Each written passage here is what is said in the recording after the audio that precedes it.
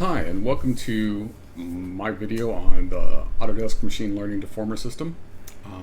My name is Todd Widdop. I'm a rigging supervisor that works in the film and entertainment industry. Currently working in feature animation and visual effects. I've been doing this for 20 plus years. Worked on everything from Lord of the Rings Return of the King to Star Wars Revenge of the Sith to Guardians of the Galaxy 3, Ghostbusters, Frozen Empire most recently, and numerous random films all in between. So today we're going to go over this rig that I created for this machine learning demo, which is the little Walrus Man rig here. And then we're going to dive into how the machine learning deformer system works, how to optimize it to a point for your model, and then we're going to do a quick little test on him to show how well it works for various situations. So without further ado, let's just jump on in and go into the rig details. So to dive right into it, the Walrus Man rig was designed from the ground up to be fast on the control rig side, but to showcase kind of a layered hybrid approach of how we would typically do things on a feature film. Some feature films work this way, some studios don't. It varies from place to place. But with this one, I was trying to layer things in to where we leverage the lower res meshes driving things on the higher res mesh. So in this case, right now there's two meshes that you can see. If I select them both, you'll see there's this body mid ML, which I will get into in just a bit. And then under the body group, there is body mid. So one of the things I did on this is several pieces are skin clustered with corrective shapes, and then those pieces, which are these segmented geometry pieces, so let's show them. If you select the big V for visibility down here and select geometry type to base, I'm going to hide this mid guy, machine learning one, for a minute. You'll see that I've got this segmented geometry version here. Really low res cage. We have thighs as one geometry, the belly as another, arms, shoulders, neck, and head. Well, the tusks and the whiskers are completely separate, so we're not going to worry about them too much right now. This was designed in such a way so that way when the foot comes up, if I can get to this part, you see that it's pushing the belly out of the way. Not great deformation, but it's just kind of trying to get the implication of like, hey, let's move this belly out, just to help with some of it. You know, we've got nice arm deformation going on for the most part. Again, this was fairly quickly done just to get some nice, decent motion to it. So this in turn is driving via a proximity wrap, this low res mesh, which as you can see, its topology is the same, just missing chunks of the geometry. So again, the segmented pieces are skin clustered with corrective shapes on them. They drive this mesh, which this mesh is actually blend shape driven by the Walrus Low, which is in this drivers directory, which is right here. And if you look at the blend shapes on it, it's driven by the legs and the torso. So legs, torso, they're proximity wrapped on one and proximity wrapped on the other. This is broken up so that that way the leg can contact the belly to push it out without causing overlapping interference on the proximity wraps that were driving it. And then they're painted out and everything so that the meshes blend nicely. There's also some work done on the jaw so that the jaw can open without influencing the upper part of the head, stuff like that. We're not going to dive too much into that because that's very minor things for this for right now. The main thing we want to show is you've got this low res. This in turn drives the mid. Let's turn the mid on. And here we go. And this is the resolution we're going to work with. We also have an additional high in here. This thing. But for current state, we're not going to worry about that because it's really dense, really difficult to work with. And for now, we're just going to stick with the medium because it's fast, a little bit easier to work with. and with my machine, I can run the ML system and show you in real time really how fast the ML system solves. Just so you have specs, my machine is an i9 13th gen. Cannot remember the exact processor itself. There's 192 gigs of RAM in there and a 4070 Ti video card and a couple M2 solid state drives. So relatively modern, higher end workstation. So all right, so as far as the rig goes, it's pretty straightforward. Very simple IKFK switching on the arms and legs. There's an IKFK switch on the spine. Same thing with the neck. I kept it very, very lightweight so that way all the speed, if any speed issues came up, it was entirely through the deformation stack, not through the control rig influencing it. So, let's play through this real quick. You can see my frame rates down here. If you can't, sitting idle, I'm currently at 150. I play it, I'm getting about 15, 10. Now that it's cached, it's still playing at about anywhere from 10 to 30. So if I play everything in real time,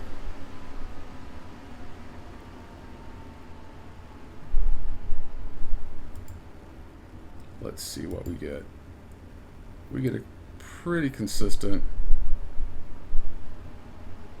15-ish FPS for this. This is just a simple range of motion for him, so pushing the arms to the side, bringing up overhead. We're just testing a few frames here and there.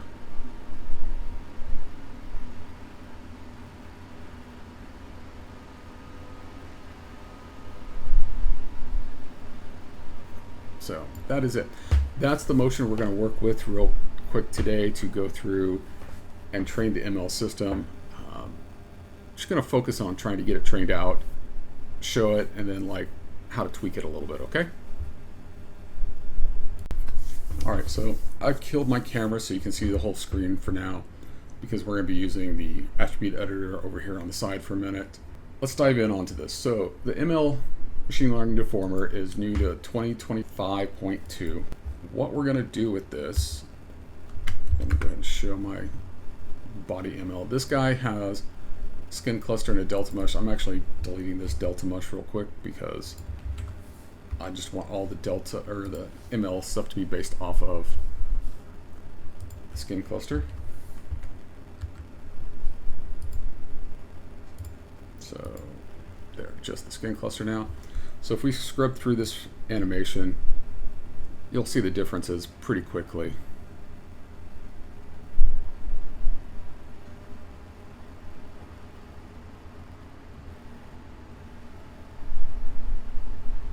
So some basic animation on him, like I said, and deformations, not great, obviously, with some areas like this, but it's designed to show how the ML system works. So we'll be able to see this difference change and stuff like that throughout it. So with him selected, let's go to the Deformer tab and select ML Deformer. That automatically applies it to it. Let's jump over to the attribute editor. And you'll see the ML Deformer, a skin cluster, and then the control collector here. We'll go into that. Control collector works directly with the ML Deformer to identify what nodes are driving the deformation. So we will set that up in just a second and go into a bit more about it. Under the ML Deformer, you have the ML Deformer attributes, your pose generation, and then deformer attributes. Nothing really else here. We'll go into all this in just a bit as it is, so you can see the whole UI for that.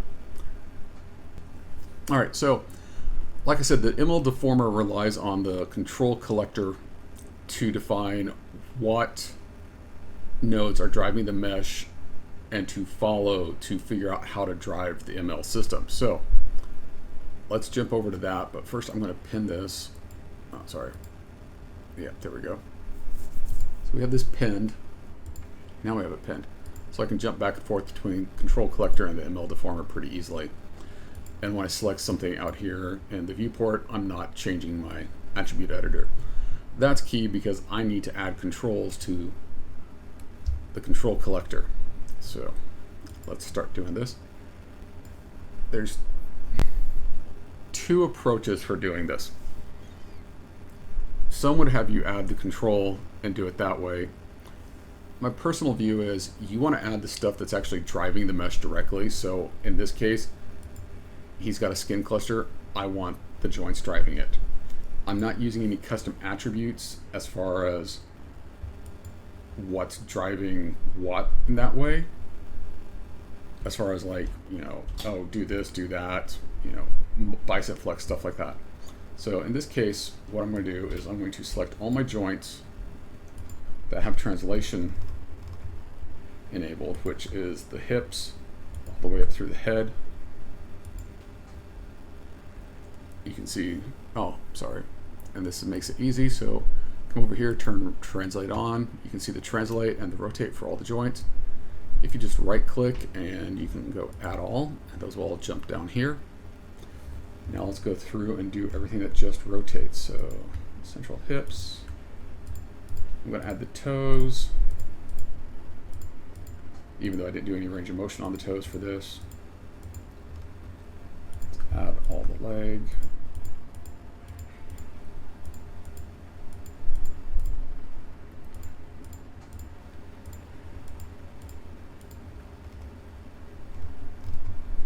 Jump down here, add the arm and hand.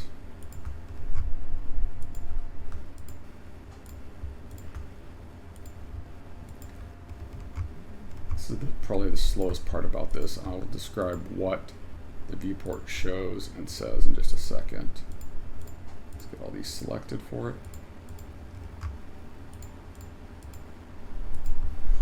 So we're still seeing translate and rotate. I just click on the little icon here to limit it, turn off translate.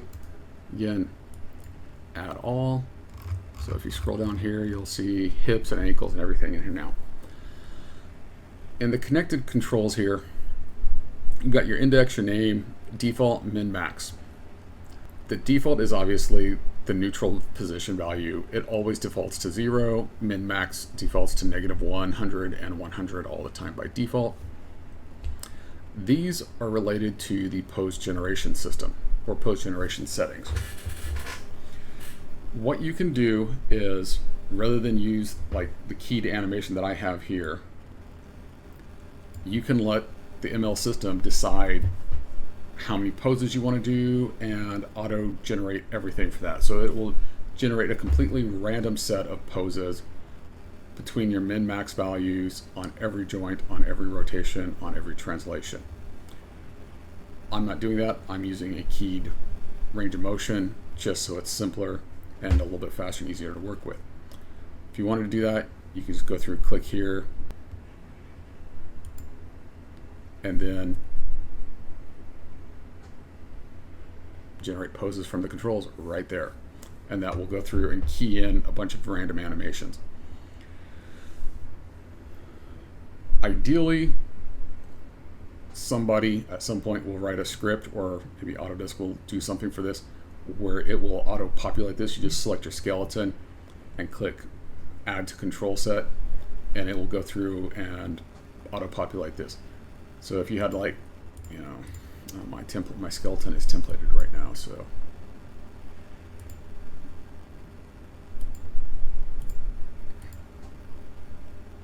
And I've got it pinned anyways, but, you know, if I select that joint, you know, joint orients there. I do not have a preferred angle. Do I have a joint limit on this guy? Nothing. So, you know, ideally if you did set this stuff up, it would auto read that and automatically apply it. So let's jump back to the ML stack. I'm going to collapse my outliner a bit.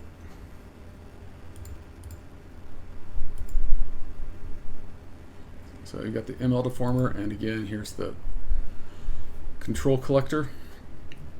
You've got all this set up. Since we're using canned animation, we don't need to worry about the randomization, but this is how you can generate it. Tell it the number of poses.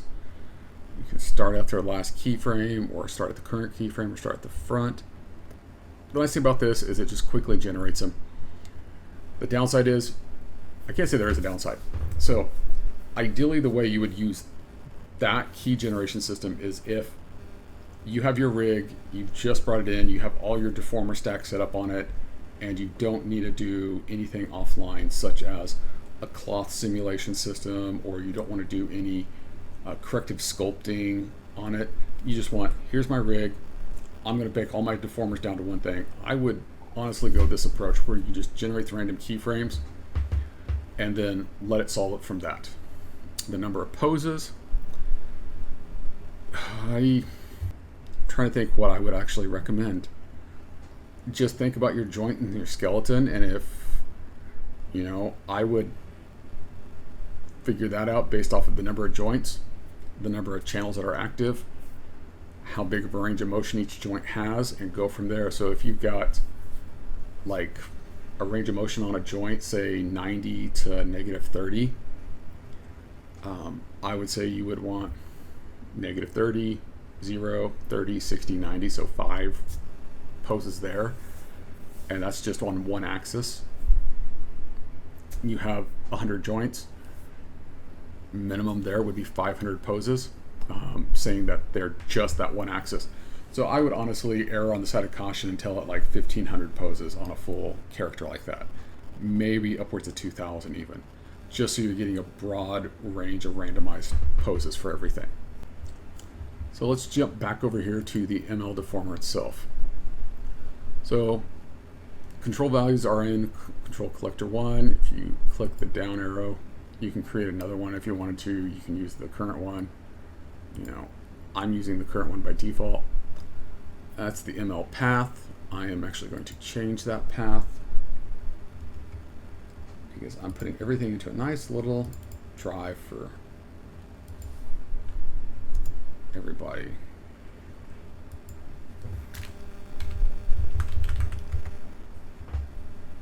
So we're going to select that folder.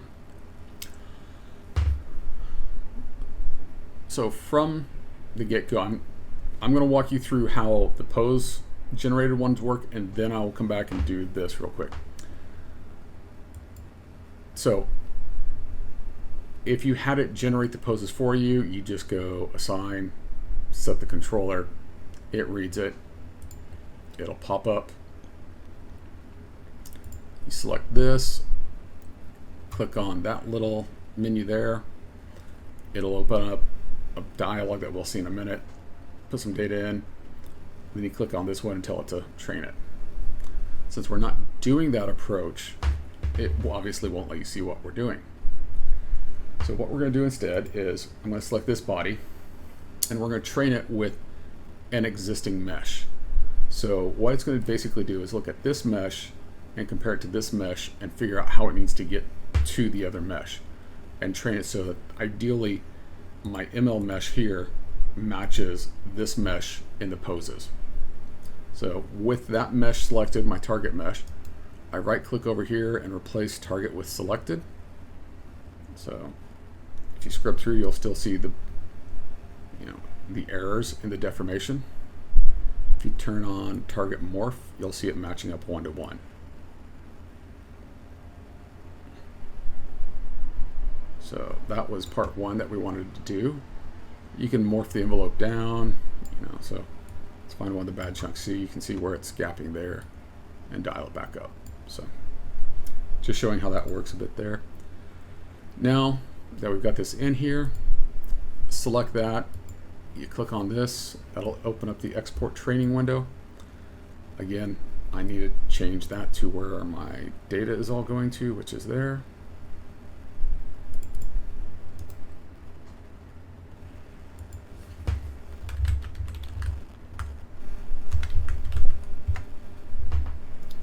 Create that folder, training name, Walrus Man, poses. Start frame and end frame. I've only got like 50 frames of motion on him, so we're going to set it to 50. Changing my timeline in just a minute. So start at frame 0 to 50. delta mode, surface or offsets. I'm going to go with offsets this time and put a smoothing iteration of like 2 and save it, and then I'm going to reopen it and export just so I know everything got saved out. You can see it slide through there. Now if that's done, I'm going to fix this to there.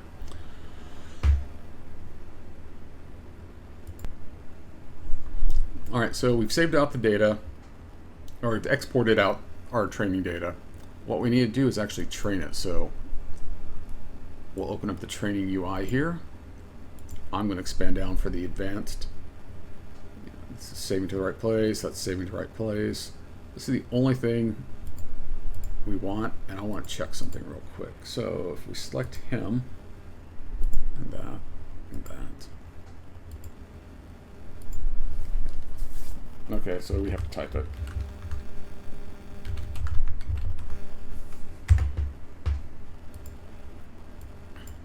And let's open up the advanced again. So go ahead and preload the data. It's no big deal there. It just saves a little bit of time. So the batch size is related to the amount of memory and how much of a chunk of the ML data it's going to throw into your memory to try to process it. This is specifically to RAM and VRAM both, if you're using the GPU for it. 128 should be enough. You could bump this up. It might train a little bit better. So let's go ahead and try 256 just to see.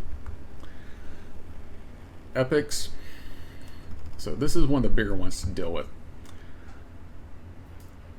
The smaller the count, the fewer steps basically it's dealing with, if I want to say that way. I would personally pull this up. I've been getting better results when I'm setting this to like 1,000 or more. So we're just going to go with what I've been using, which is changing it between 1,000 and 2,000. It's basically more counts that it's processing through everything to see what it's dealing with. Validation ratio. This is just a percentage of the data that it goes through and validates on. So theoretically, a higher data should be, or a higher value should be more useful on it. I would keep it not low, but you know, I've been trying 20 to 0.2 to 0.4 for most of my testing. Learning rate. Lower numbers require more epics to train, so since I bumped my epics up, I'm going to bump that down just a bit.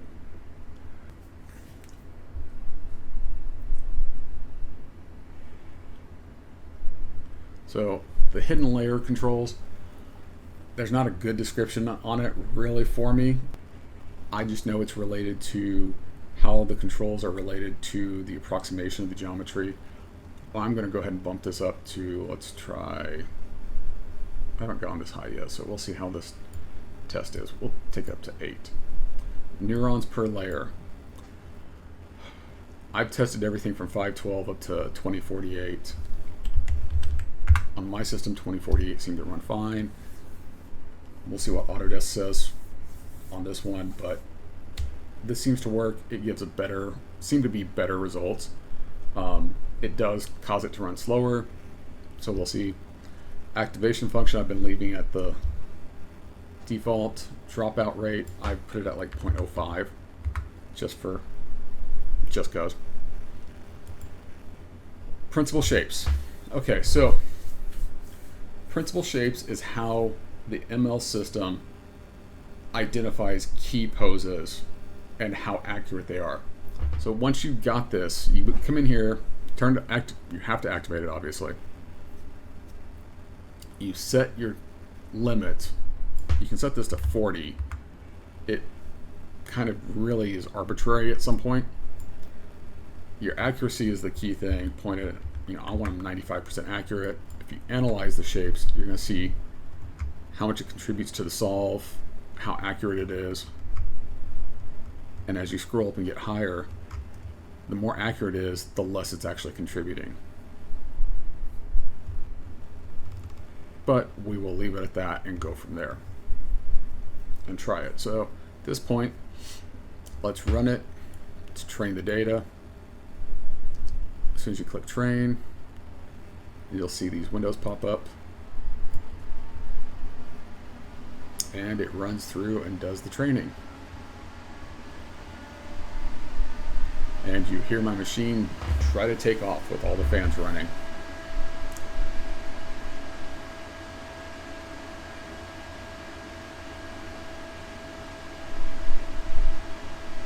Alright, so you can see it saved the model, didn't have any errors, everything is good. So we'll come back over here to Maya. So everything's trained. As you scrub through, it all matches. Well, that's because the target morph is still on and it's still being driven by that right this minute. So turn the target morph off, scrub to a frame where we've got a noticeable change in the deformation between our mesh and the source mesh. And what we have to do is click on the enable here. There we go. Got it to flip on. So you can see a slight difference in that. And as I drive this envelope down, you can see it blending back and forth between them. So, there's an error where it's not getting as good of a deformation as what I was hoping, but,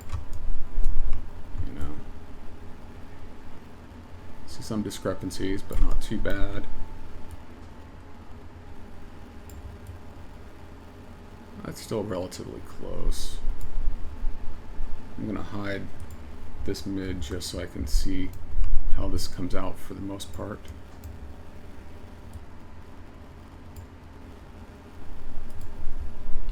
There. So let's scrub through and see. So that's one error where we're getting cross influence over here. And we get that a couple times, it looks like. And you can see some minor one there too, where this is wobbling as that arm is flexing. So, yeah, see, there we go. So those are the things you have to watch out for with the ML system, is just to like crosstalk where something on one part of the body is affecting something on the other because it's not understanding what it should be doing at that frame. That's why ideally you would be moving only one joint at a time when you're trying to get these poses to look good. So let's see if we can retrain this and get a better solve.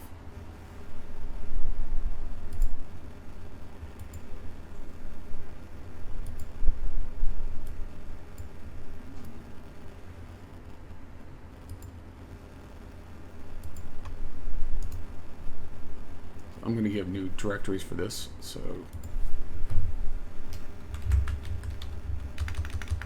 if I can type tonight, training data 2.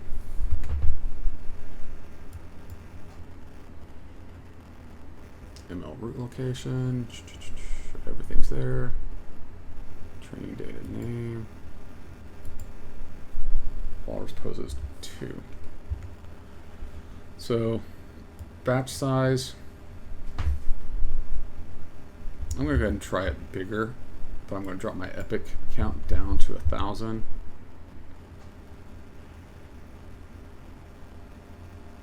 And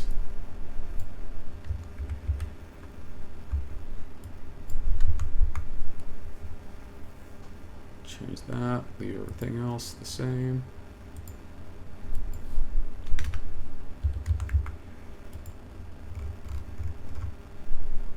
It's not letting me train. Why is it not invalid training path? Oh, well.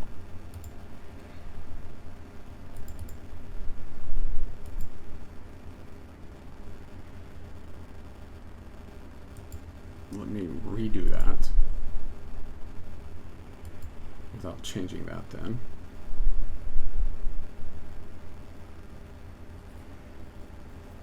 So we will overwrite the existing data. So yeah, let's drop that to 1,000, like I said. Take out 10. Jack that up to 4096. There's our analysis. All right. We'll leave it poses 2. And we're gonna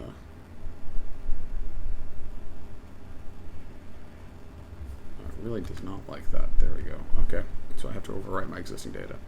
All right, so let's overwrite it. It's going to prompt me. I'm going to say OK, and we will be back in a minute.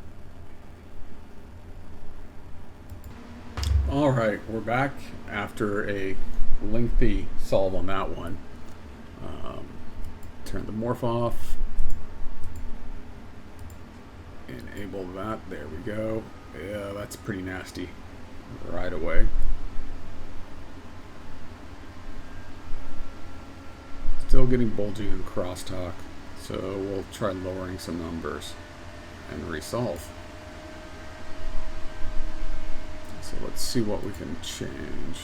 Let's turn the target back on.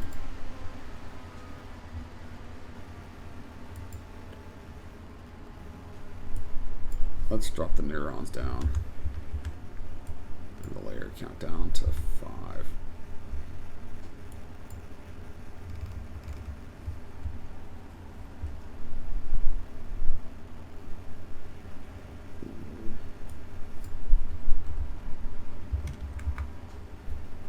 Alright, let's go with this train and see how it works, and again, I'll be back in just a second. Alright, that one was a lot faster. Training finished pretty quickly. Let's turn off the morph again. Turn on, there we go, enable.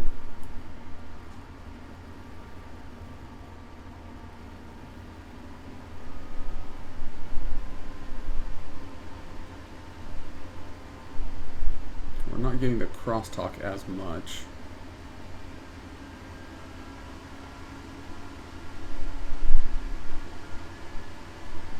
Little bits here and there, but not as horrible as it had been. So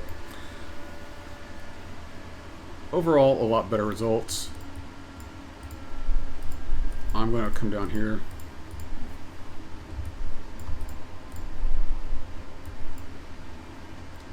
to an empty frame, and I'm going to pose the arm out arbitrarily.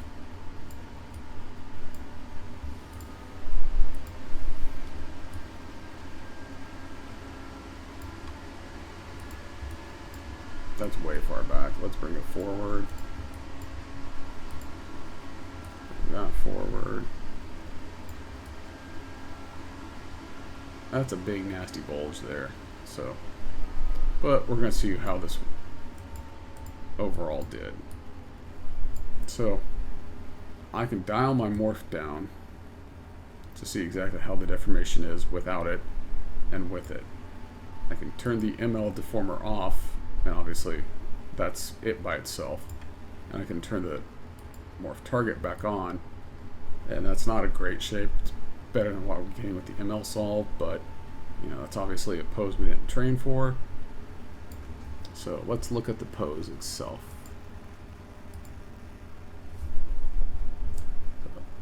Elbows a little, shoulders a little. That was one I'd probably want to put into the training data more to get something better with it. So let's zero both those back out.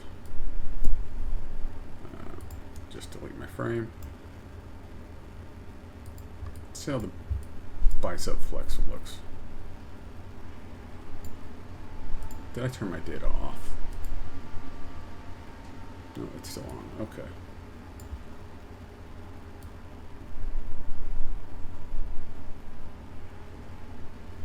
It's not doing too much, but you know, we saw the motion that it's going with. So let's do one last test and we'll see how it is. So after running a couple tests and getting something that works really nicely, I figured I'd walk you through it real quick. So got them trained back up. This is obviously on the enabled, so this is the ML system running actively. But I went through and did one extra pose all the way down here at the very end, similar to what we did before. Rotated the shoulder up, rotated it forward a bit. As soon as we start bringing it too far forward, that's where we're getting that big bulge at from the front. So that's on. Zero that out. That's back to neutral. Bring it just a little bit more realistic. Yeah.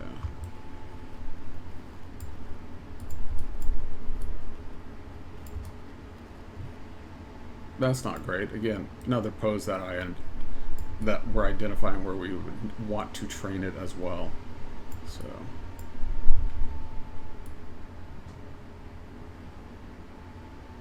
So it does a good job of handling the deformation based off of what you're giving it. The key thing is, it is exactly what I just said there. It is what you feed it. So in this training data that I'm feeding it, you know,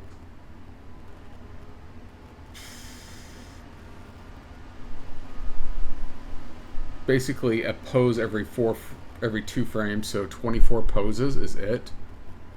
And obviously I'm not hitting crap really for what the arm real range of motion is on these, because it's only doing a little bit there. So, you know, just so that this isn't confusing on everybody, I'm deleting this last frame out. Yeah, I mean, we're only hitting, that's true neutral there. 1, 2, 3, 4, 5 poses on the arms, where really I would probably want to hit like honestly 12 to 20 poses on the arms. If I would have had my camera on, you guys would have been laughing, because I was actually like moving my arm around in the socket, like, and actually counting key pose positions and like everything. So yeah, I would really want to rerun this with more poses for it overall. This was just a very, very quick sample, very quick posing to get it to where we could get something reasonable with it. The nice thing is, if I come in here and select all my controls, come down here to the very end, because I know he's in neutral there. I'm now in a neutral animation.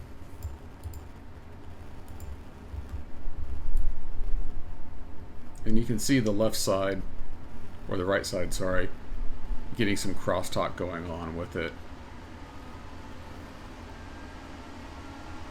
But we're getting some nice overall volume and everything. So, and just so we see what the original looks like, let's turn this back on. You know, pretty close.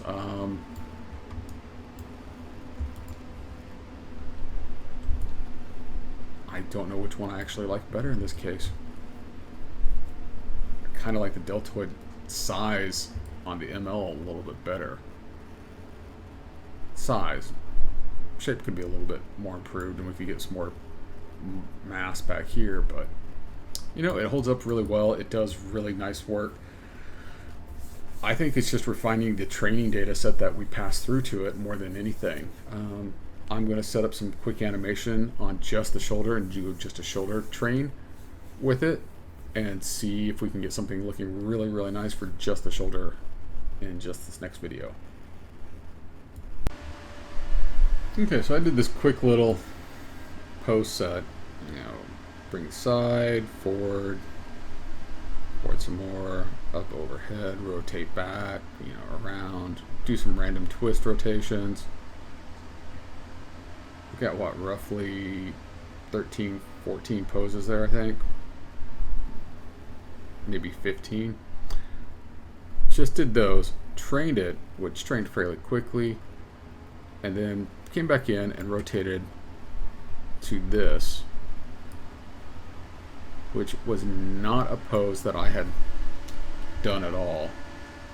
And, you know, it's holding up pretty well, it looks. I mean, let's hide the other geo so we can see. Yeah, I mean, I'm not rotating the clavicle forward at all. There is nothing in this area that's trying to preserve the volume in the rig anyways. So it's the quality of deformation I would expect. And the thing is, if I dial this down, you know, you can see what the ML was doing in that solve, that point. You're getting some decent shapes to it. Again, it's just the number of poses that you pass in. One of the cool things about this, though, other than the fact that what you just saw, I can literally dial back and forth between my original and what I've got now with the ML solve, is the whole ML system actually works with component tagging as well. So you can component tag stuff, you can add primitive fall-offs, uniform fall-offs, everything for that. You can train different ML systems for different body parts, because you can still come in here and, oh, they said they could, but I guess they haven't yet. So, but yeah, I mean, you can set up the component tagging to have multiple pieces being ran by different ML systems. So you could do the right arm, the left legs, you know, or the left leg, whatever you wanted to with all the different component tagging to optimize it for those areas. But again, I think overall it's the number of poses that you have to do for it, which is on par with how most ML systems work. I mean, the more poses you give it, the better the solve you're going to get. These are the settings that I ended up using on that last bit for the arm. Took my batch size up to 512, epics up to 3000, validation at 30%, hidden layers at 5, neurons at 2448, dropout at 10. So this was the crazy thing. Principal shapes I set to 40 with a 97%.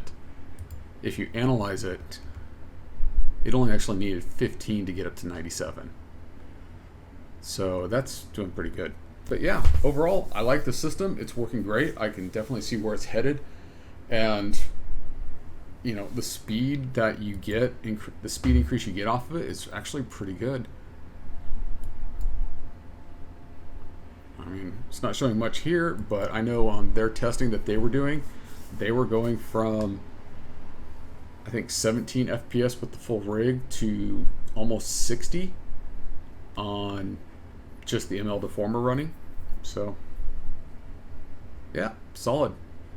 This pretty much wraps up how the machine learning deformation system works within Maya.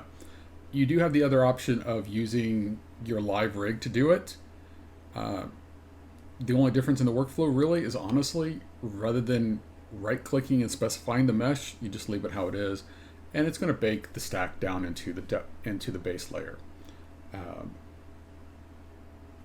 Which approach works best? It just depends on your situation.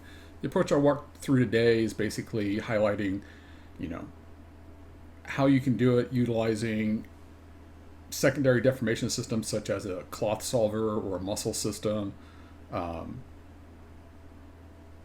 however you want, as well as, you know, creating your own range of motion. Using that would work with both systems, but this specific one would work best with using a muscle solve or, like I said, a cloth solve, or any type of simulation or driven type system like that. So it's a great system. It's got definitely going to help speed up rigs, definitely help workflows on large crowd characters for sure, mid-range background characters, maybe foreground characters with enough time. I mean, there are games that are already looking at using very similar systems for your main characters that you're on screen all the time with. So it's going to get there. All right, have a great one.